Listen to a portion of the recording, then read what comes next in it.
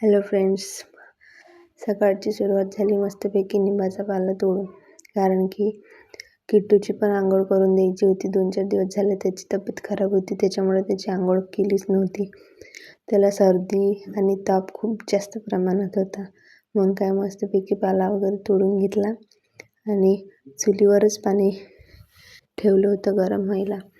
कारण निंबाच्या पाल्याला चांगली उकळी येऊ दिली तरच त्या पाण्याचा कस म्हणजे त्या पाल्याचा कस पाण्यात उतरतो.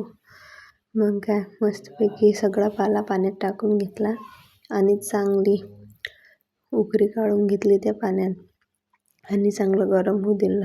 त्याच्यानंतर माझी पण आंघोळ वगैरे झालीच होती. आम्ही दोघंही जण उन्हात जाऊन बसलो वरतं. आणि माझी तब्येत खराब आहे, आवाजावरून तुम्हाला समजलंच असेल. त्याच्यामुळेच 2-4 दिवस झाले व्हिडिओ आले नव्हते.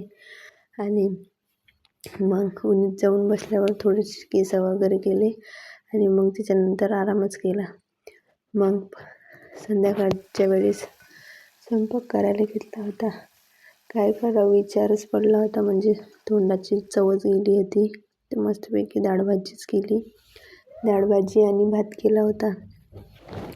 किट्टूसाठी फिक्कीवाली डाळ भाजी काढून ठेवली होती आणि आमच्यासाठी तिखट केली होती आणि भात. सर्व रेडीच झालं होतं.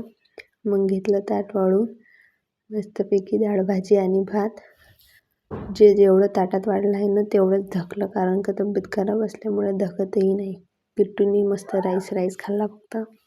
आणि असं होता माझा आजचा दिवस. तुम्हाला कसा वाटला नक्की सांगा आणि प्लीज सपोर्ट करा. तुमच्या सपोर्टशिवाय काहीच होऊ शकत नाही. So thank you. Bye bye.